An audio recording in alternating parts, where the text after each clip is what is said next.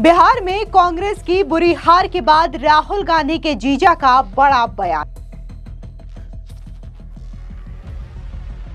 Robert Vadra बोले, राहुल गांधी प्रधानमंत्री बने या ना बने, ये हमारा मकसद नहीं। राहुल प्रधानमंत्री बने या नहीं, हमारा मकसद वो नहीं है। कोई भी पार्टी आगे बढ़े जो गठबंधन में है और कोई भी प्रधानमंत्री बने।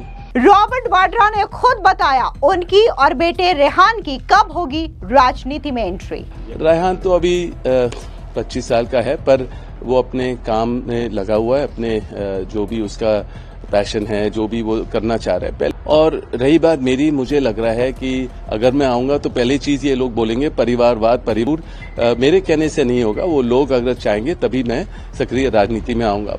बिहार विधानसभा चुनाव के नतीजे बेहद चौंकाने वाले रहे। जहां एनडीए ने प्रचंड बहुमत के साथ एक बार फिर से सत्ता हासिल कर ली है, तो वहीं ये जो चुनावी परिणाम है उसने महागठबंधन के होश उड़ा दिए हैं। सबसे ज्यादा दुर्गति जो है वो कांग्रेस पार्टी की हुई है। और अब रॉबर्ट वाड्रा यानी कि राहुल गांधी के जीजा का बड़ा बयान सामने आया है। उन्होंने साफ तौर से कह दिया कि राहुल गांधी प्रधानमंत्री बने या ना बने, यह हमारा मकसद नहीं है। इतना ही नहीं, रॉबर्ट वाड्रा ने यह भी बताया कि आखिर उनकी और उनके बेटे रेहान की राजनीति में एंट्री कब होगी और कब वो चुनाव लड़ेंगे और संसद जाएंगे। दरअसल आपको बता दें कि कांग्रेस के वरिष्ठ नेता प्रियंका गांधी के पति और बिजनेसमैन रॉबर्ट वाड्रा ने कहा कि प्रधानमंत्री कोई भी बने, लेकिन देश सेक्युलर और एकजुट रहना चाहिए, लोकतंत्र कायम रहे और चुनाव निष्पक्ष हो। उन्होंने ये भी कहा कि उनकी लड़ाई इस बात की नहीं है कि राहुल गांधी प्रधानमंत्री बने या ना बने, यानी कि रॉबर्ट वाड्रा का कहना यह है कि राहुल गांधी प्रधानमंत्री बनते हैं या नहीं बनते हैं, यह उनका मकसद नहीं है। अब सुनिए क्या कुछ राहुल गांधी के जीजा ने कहा। राहुल प्रधानमंत्री बने या नहीं, हमारा मकसद वो नहीं है। देश को सेक्युलर रखना है, एकजुट रखना है और डेमोक्रेसी होनी चाहिए, जो हमारी सोच ये है और ये नेहरू जी के टाइम से चला आ रहा है। और मैं यही कहूंगा कि कोई भी पार्टी आगे बढ़े जो गठबंधन में है और कोई भी प्रधानमंत्री बने, पर फ्री एंड फेयर इलेक्शन होना बहुत ज्यादा महत्व रखती है। दरअसल आपको बता दें कि न्यूज एजेंसी एएनआई से बिहार चुनाव को लेकर के बातचीत करते हुए रॉबर्ट वाड्रा ने कहा कि यदि बैलेट पेपर से दोबारा चुनाव कराए जाए तो नतीजे बदल जाएंगे। इतना ही नहीं, रॉबर्ट वाड्रा ने यह भी कहा कि इस तरीके की जो सरकार होगी वो कुछ ही लोगों को फायदा पहुंचाएगी, जैसे कि अंबानी और अदानी। सारे बंदरगाह, सारे एयरपोर्ट, सब जगह अदानी और अंबानी ही दिखाई दे रहे हैं। कोई जवाबदेही होनी चाहिए कि आखिर कितना कुछ खर्च हो, कोई जवाबदेही होनी चाहिए कि आखिर कितना पैसा खर्च किया जा रहा है। इतना ही नहीं, आपको याद दिला दें कि जहां राहुल गांधी के जीजा अंबानी अदानी को लेकर के मोदी सरकार पर आरोप लगा रहे हैं, तो समय समय पर अक्सर राहुल गांधी भी देश के बड़े बिजनेसमैन अंबानी और अदानी को लेकर के मोदी सरकार पर हमलावर नजर आते हैं। अब सुनिए क्या कुछ रॉबर्ट वाड्रा ने कहा। लोग जो भी, अगर मैं कुछ कह रहा हूं, ये मेरा अनुभव है लोगों के बीच में रहकर कि देखिए, अगर आज हम बैलेट पेपर से करते हैं तो जो परिणाम आएंगे बिल्कुल अलग आएंगे, इससे अलग आएंगे। तो जरूर लोग चाहते हैं कि अगर री इलेक्शन हो, पर मुझे पता है री इलेक्शन कभी नहीं होगा, क्योंकि वो चाहेंगे कि अब आगे बढ़े। अब वो तैयार करेंगे अगले स्टेट में जहां इलेक्शन है, तो उनका जो टीम है, ईसी, बीजेपी और सब लोग और जो भी एजेंसियां हैं, उनका जो ये टीम है, ये अगले इलेक्शन के लिए प्लानिंग करेंगे।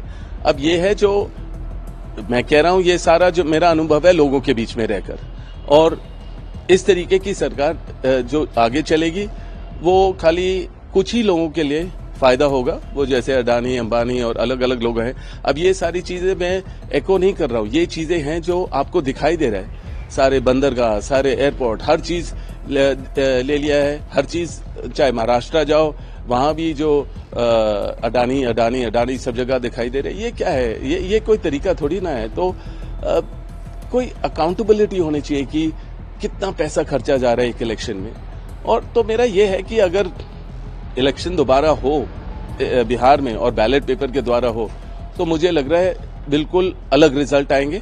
पर आपको याद दिला दें कि अभी हाल ही में जन स्वराज के प्रमुख प्रशांत किशोर ने यह आरोप लगाया है कि बिहार चुनाव में जो महिलाओं को 10,000 रुपए दिए गए, इसका सीधा असर जो है वो एनडीए के चुनावी परिणाम पर पड़े हैं। अब इसको लेकर के क्या कुछ रॉबर्ट वाड्रा ने कहा है, सुनिए उनका ये बयान। तो जरूर आएंगे, क्योंकि जो हो रहा है वो गलत हो रहा है, और चाहे छोटी पार्टी हो बड़ी पार्टी हो, सब लोग एकजुट होकर बोलेंगे तो सही, अपनी बात तो रखेंगे।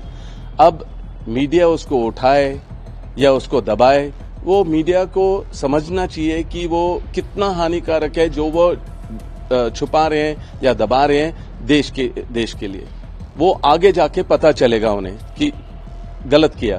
पर जरूर जिस तरीके का पैसे खर्चे हुए वहां, और जब एक समय आता है कि आप खाली जहां आपका जो प्रचार होता है वो खत्म हो जाता है, हर तरीका होता है खत्म हो जाता है, उस टाइम आप 10,000 की बात कर रहे हो सबको देने की, और लोगों को खरीद रहे हो उस तरीके से, और उसके बाद पैसे भी नहीं पहुंचेंगे लोगों के पास, और वो समझ आएगा कि नहीं वो इस तरीके से था कि आपने 5,000 ऐसे लिए या 2,000 ऐसे लिए, तो उनको समझाया जाएगा और किसी के अकाउंट में पैसे नहीं आने वाले।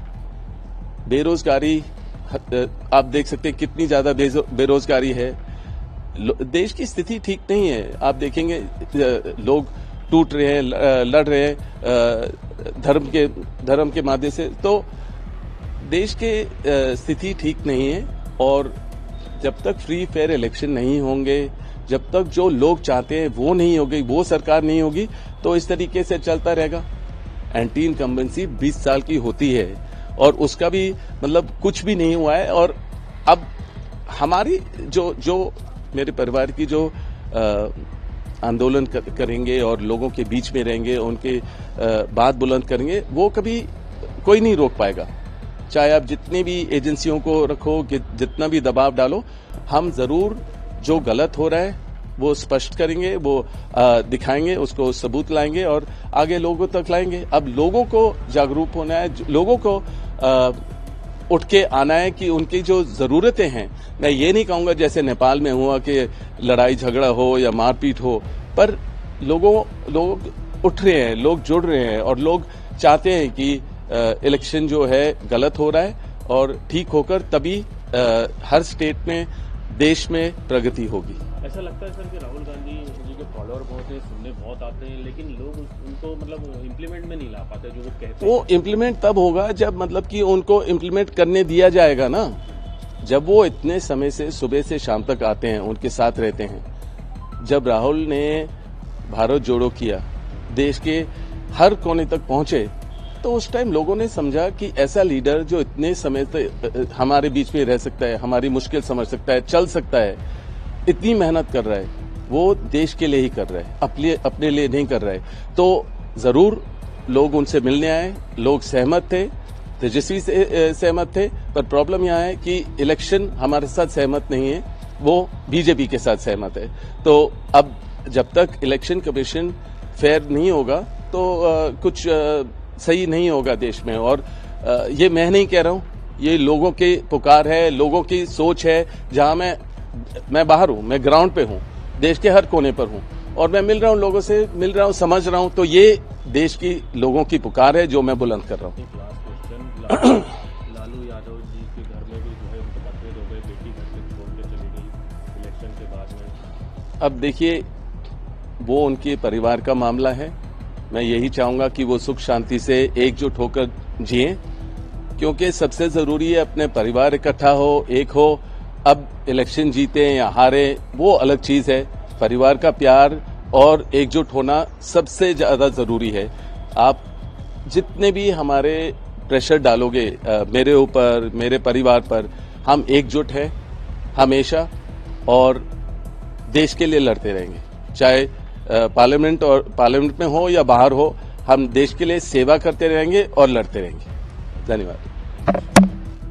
इसी के साथ ही जब उनसे सवाल पूछा गया कि प्रियंका गांधी वाड्रा जो कि आपकी पत्नी है, गांधी फैमिली की बेटी है, वो एक सक्रिय राजनीति में है, बकायदा वो सांसद हैं, ऐसे में आप या फिर आपके जो बेटे रेहान हैं उनकी राजनीति में एंट्री कब हो रही है, इसको लेकर के रॉबर्ट वाड्रा ने सच्चाई बताई है और ये बताया कि आखिर उनकी और रेहान की राजनीति में एंट्री कब होगी और कब वो चुनाव लड़ेंगे। अब सुनिए क्या कुछ रॉबर्ट वाड्रा ने कहा। रेहान तो अभी 25 साल का है, पर वो अपने काम में लगा हुआ है, अपने जो भी उसका पैशन है, जो भी वो करना चाह रहा है, पहले वो अपने टांगों पे खड़े हो, अपने जो सोच है उसको मजबूत करे और उसके बाद यहाँ वैसे भी मुझे लग रहा है कि अभी राजनीति बहुत ही कठिन समय से गुजर रही है, क्योंकि यहाँ फ्री और फेयर इलेक्शन नहीं हो रहे।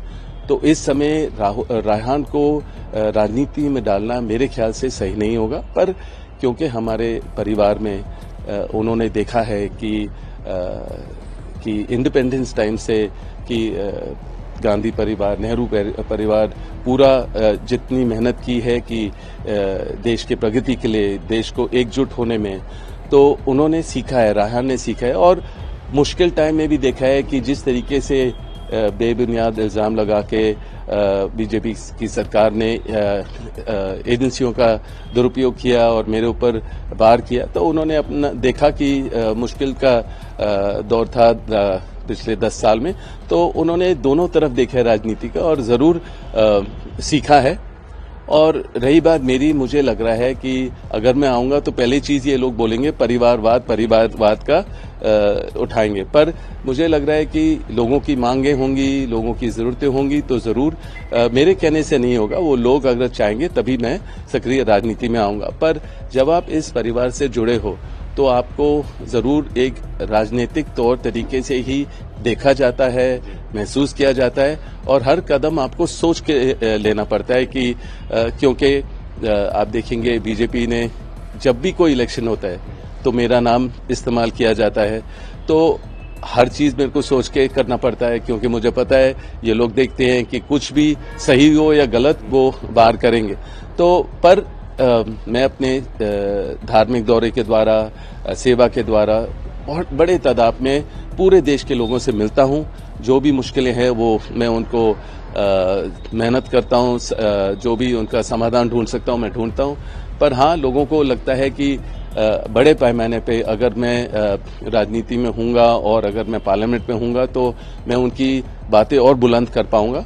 पर देखेंगे आगे क्या होता है। अभी प्रियंका है, उनको मैं मदद करता हूँ, बातें करता हूँ और जो ग्राउंड पे हो रहा है उनको समझाता हूँ और बताता हूँ।